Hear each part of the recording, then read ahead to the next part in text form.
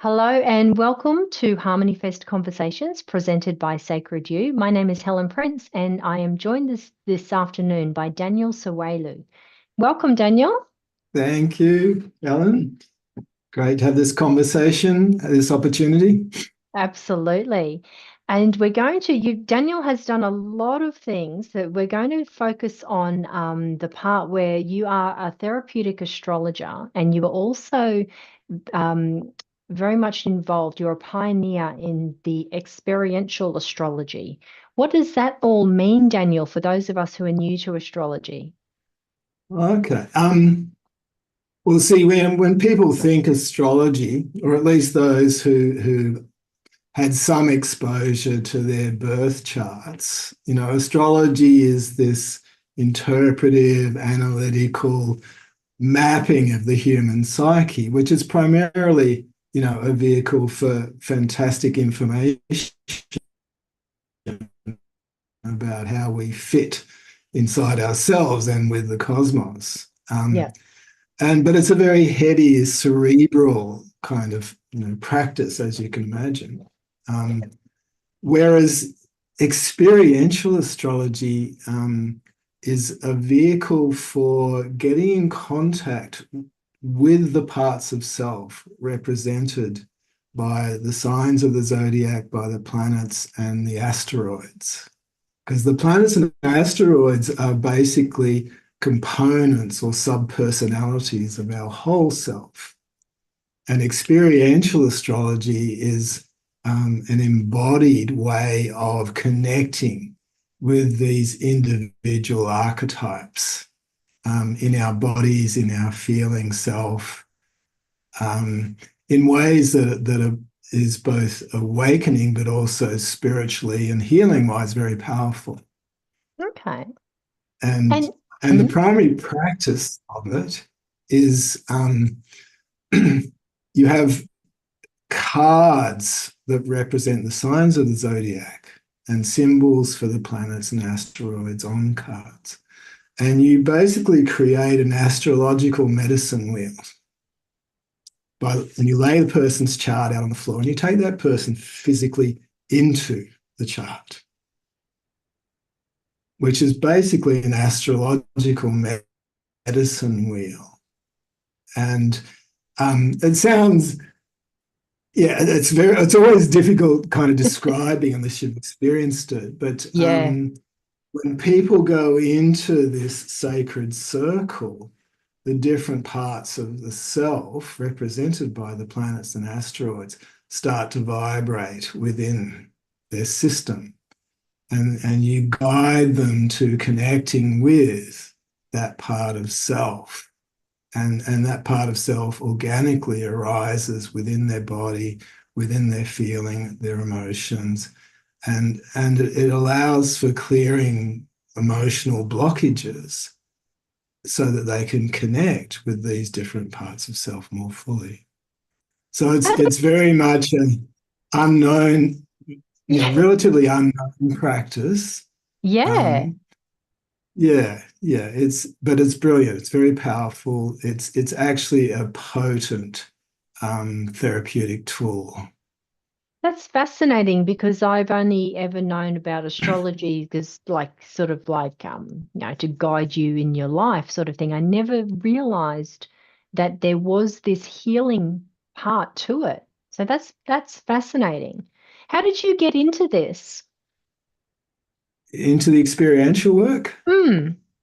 Yeah. Well, see what happened. I'd been practicing as an orthodox astrologer for a number of years, and but I was getting tired of talking to people about this stuff. I wanted to be able to work with the information that was coming up in their birth charts.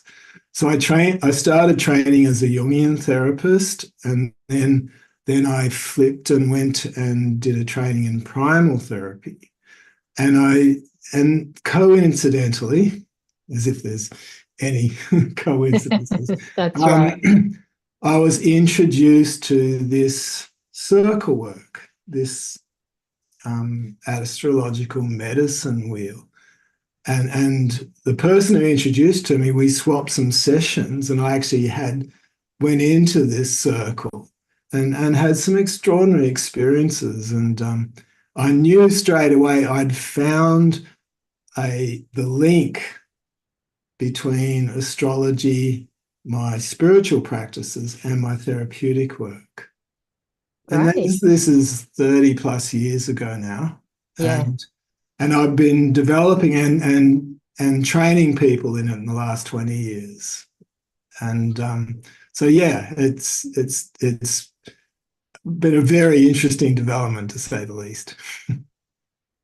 And so, are you training people just in Australia, or is this worldwide? Well, yeah, I do. I have apprentices. Some are here, some are overseas. Um, I haven't taken the work physically overseas just yet, but I'm looking towards doing that because no one else is training people in this particular practice, and I want to share it as much as I can before I retire. So Yeah, yes, yeah, yeah, absolutely. I mean, if there's something that is, you described it as being extremely potent and it's helping people, then yeah, we need to get the word out there. yeah, absolutely, absolutely. And another part that you are doing is you're reclaiming the goddess in our astrology charts. Can you talk a little bit more about what that means? Yeah, yeah. If you go to a traditional astrologer, um, more often than not, you will get a chart with the 12 signs, like every astrological chart, but you'll mainly have the position of the planets and a couple of other points.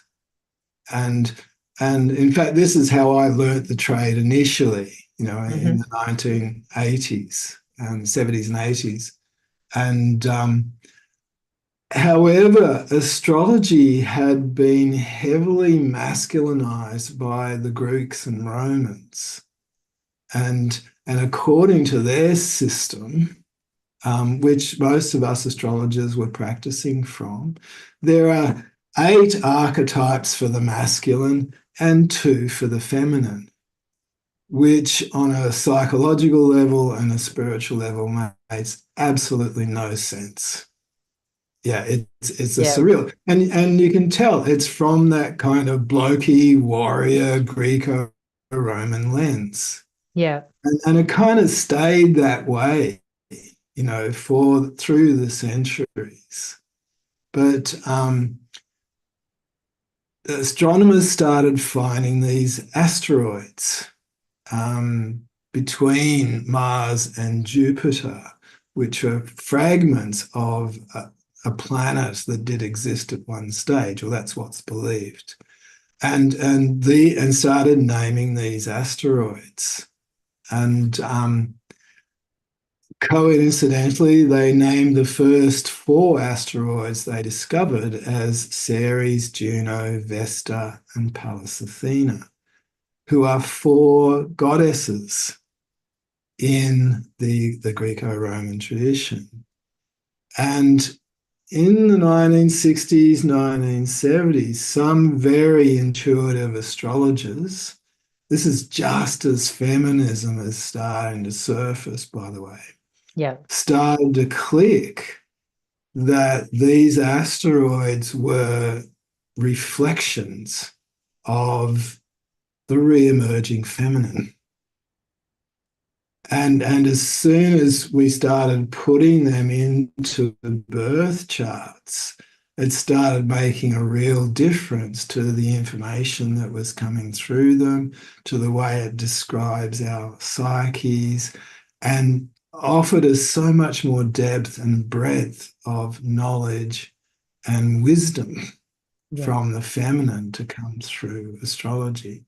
So it was this very kind of um, liminal time, and it's what it's done is that as more and more asteroids have been discovered, Astrologers have been researching about, well, what happens when they line up in our charts? What does that tell us more about our individual selves, our life cycles, etc.? So there's this body of knowledge been building for all this time. And so including the goddesses actually balances the way the chart is in terms of masculine and feminine balances, Yeah. but also gives access to the goddess in each of us, whatever our gender. And Yeah. that's enormous. Yeah, Yeah. You've absolutely got to have enormous. that balance. Oh, That just absolutely, makes sense. Mm. absolutely. And when you combine that with this experiential astrology, then people can actually start to connect with these different faces of the sacred feminine within ourselves. And that gets very magical. Yeah. um, because a lot of the feminine archetypes are connected to the medicine woman archetypes, the archetypes of death and rebirth and transformation, the archetypes of great healing power, even the witchy ones. Yeah, yeah. So yeah, so and I find myself as a male in this rather unique situation of working with what's traditionally women's business. Yeah.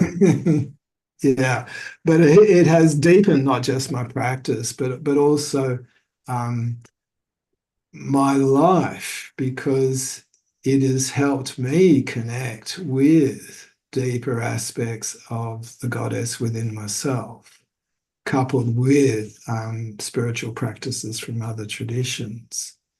And it's a joy to take this out to people, whether it's in their birth charts or whether taking them into this sacred circle and doing some really powerful healing work there. It sounds amazing. Amazing, Yeah, it's Daniel. been quite a journey. Yeah. Yeah. So you're part of Harmony Fest. How will people be able to interact with you? What are they going to be able to actually do with you during Harmony Fest? Yeah, it's part seminar, but I like it to be interactive. So, we've got 2 hours. What I'm going to do is talk about, the real fundamental reasons why we as a civilization need to reclaim the goddess in all her forms. If we've got any hope of surviving, yeah. Yeah. And so I'm going to talk about what astrology teaches about these aspects of the feminine within ourselves, how to heal them, how to bring them back. And then the second half, I'm going to invite participants to um, offer up their birth charts, and I'm going to use their birth charts to give examples of what the asteroids add in terms of what they know about themselves through the Wow. birth chart. So yeah, it'll be interactive in that respect.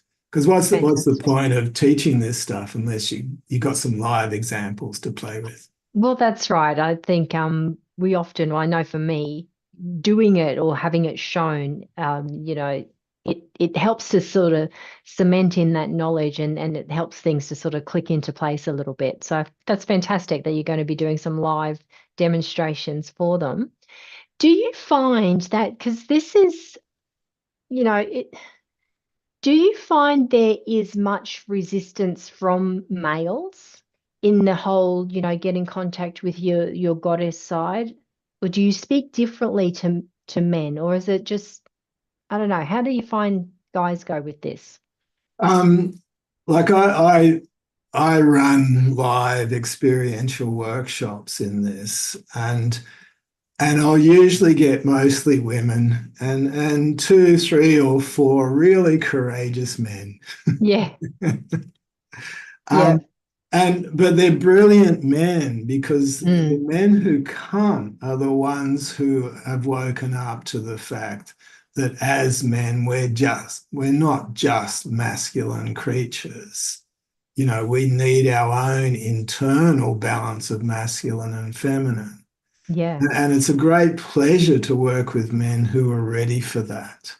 yeah, Um, I'd love to attract more men, and I'm going to start to run men only work. In fact, one of the things I'm going to be doing is offering a course called The Goddess in Every Man, for instance, yeah. and work with men over a period of time. Because if when a man connects with his deep feminine and is able to release blockages to her, in a heterosexual context, his relationship with his partner or partners will completely change. Mm, yeah. And the quality of the connection with his women will be deeply enriched and transformed. And the added bonus is it'll make your sex life even more fantastic. That might have to be your sort of lead in to get the guys there. Yeah, yeah, yeah, yeah.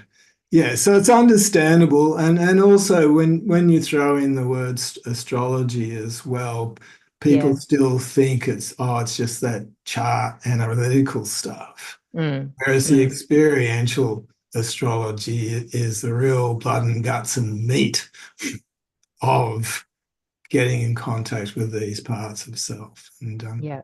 yeah, so I'd definitely like to welcome more men.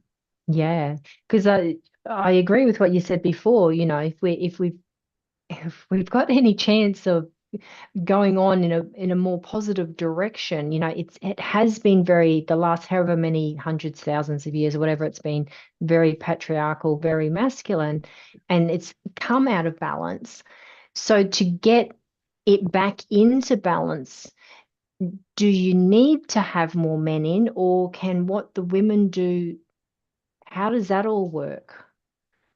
Yeah, oh, that's a really good question. It shouldn't be left up to the women. Mm, Yeah. Even though women will tend to do that because, organically they're closer to those energies. yeah, Yeah, depending on their level of wounding and how much healing work they've done. yeah, Um, but if the men aren't following, women will just keep moving ahead. Yeah. yeah, Um, the the ideal is as I said, like, and both genders need to do the same. Like, um, men need to, heal distortions to the feminine within themselves while they're unraveling the patriarchal influences. Yeah, yeah, because just doing one is not enough. Yeah, yeah, and yeah, yet when the masculine and feminine start to come into real union, then some extraordinary things start to happen, which benefit everybody's health, everybody's well-being. Yeah. yeah, And as I said, when you're dissolving the patriarch, it allows a form of deeper masculine that is totally in love with the goddess. Yeah. yeah, And then for women, like, and this is the important thing too, because women have been doing goddess work, particularly these last 50, 60 years. There's so many goddess groups around. But again, it's not enough just to own the goddesses because women have absorbed and absorbed remnants of the patriarch in themselves, where they've had to toughen up, particularly the yeah. single mothers where they had to be mum and dad. Mm, And so women develop their own version of the defensive masculine, which can get in the way of the goddess really opening and get in the way of inside oneself finding your own unique union of masculine and feminine. yeah. Yeah, so it's something we need to do in tandem. Absolutely. Absolutely. Because everything needs to have that nice balance. There's a time and place for everything. But yeah, it And the needs to sort balance of is come back. unique. The Mm, balance is unique to all of us. mm, There's no, you got to be this particular way. mm. Yeah. Yeah. But it's finding that organically within yourself as opposed to trying to impose things. And Yeah. that's where this experiential work comes in. You connect with these energies in yourself and you feel them arise, you get a taste for them, and they Yeah. help you heal, they help you open. Sounds amazing. Sounds amazing, Daniel. So, who, I know everyone can benefit from this, but who is going to get the most out of this? What person? um, well, I'd say, someone, anyone who's had an original, has had an initial birth chart done. Okay. Yeah. Um, because, in 2 hours, it's an introduction, Yep. and we will talk about specific goddesses. And so we're going to give people a taste of what's possible. And then they can go out and find astrologers who, or myself, to have these more elaborate birth charts done and start to, on this journey of expanding their awareness, both of their birth charts, but in turn of themselves. Yeah. Yeah. Yeah. There's another point I'd love to share too, Helen. Yeah, absolutely. When we're talking about the goddesses, it's natural for people to want to resonate with the goddesses of light and beauty and love. It's natural. We're exposed to so much shit in our lives. It's like we want some of the good stuff. Yeah. But aspects of the goddess are dark, as in they're mysterious, they're hidden. The patriarch has tended to label them as evil and destructive. They have an agenda to keep it that way. Yeah.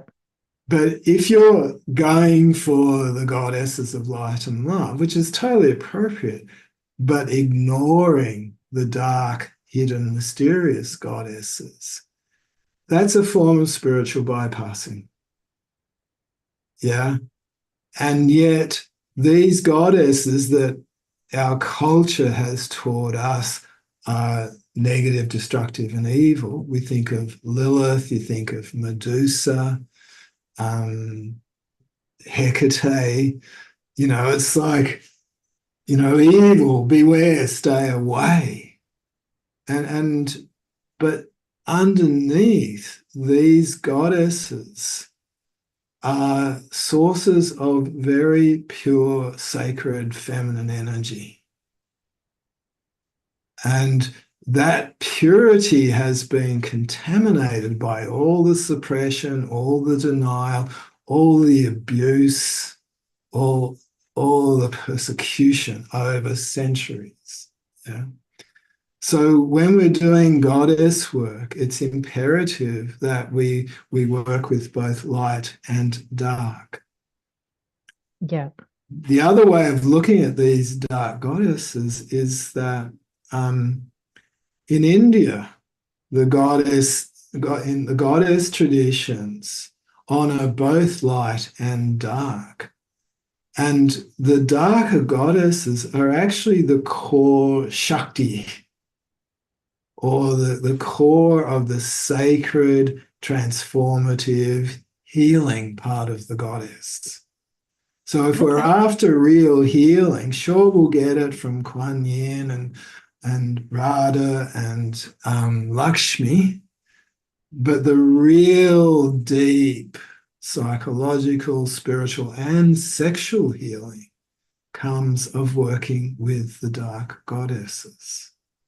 Well, this all comes back to the balance, doesn't it? Yeah, Because yeah, everything is two things. absolutely. Yeah. And I say to people, see the goddesses as a whole. And this is what the Indians do. Like there is one goddess, but she has many facets, many faces. Yep. And there are the fierce warrior goddesses, there are the juicy tantric goddesses, there's the hyper intelligent feminine warriors, and there are these gorgeous healers. And so this is part of the beauty of, exploring the goddesses within ourselves, because they're all here, Yeah, however absolutely. hidden, however distorted. So on the workshop, this is what I hope to inspire people to have a look at more deeply in themselves. Yeah. It's fascinating. And I think just for getting that having your eyes opened a little bit to know that it's not just what we all thought, astrology and you read your star sign and it's so much more than that that Mhm. you're bringing here. And it sounds fascinating. So anyone who is watching this and is as intrigued as I am about learning more about this, come along to Harmony Fest. It is the 12th, 13th, and 14th of September, which is next week. All the links will be below this video, and definitely make sure that you go along to Daniel's workshop and learn a little bit more about what he does and how you can benefit from it. And you can just, like you said, it's the introduction, it's the first stepping stone sort of thing to then take it even further if you want to afterwards. Fabulous. Thank you Thanks. so much, Daniel. It's Oh, been it's a been a real pleasure. pleasure. Was there anything else you would like to leave us with before we wrap it up? Just the synchronicity of things, because the day after my session, I'm running a 2-day experiential workshop in WA, Okay. exploring some of the fierce goddesses, Lilith, Medusa, Hecate, and some of their masculine counterparts. So uh, I've just been able to slot the session in before getting off to that. So Fantastic. I And is love that this. is that a live in-person one or Yeah, that's a live one. yeah, Yeah. yeah. Okay. Well, they can get to know you a little bit online Yeah. at Harmony Fest. If you're in WA, absolutely go along and learn a little bit more. And yeah, it sounds amazing. Thank you so much, Helen. You're welcome. Thanks very much, Daniel. Ciao. All right. Bye-bye.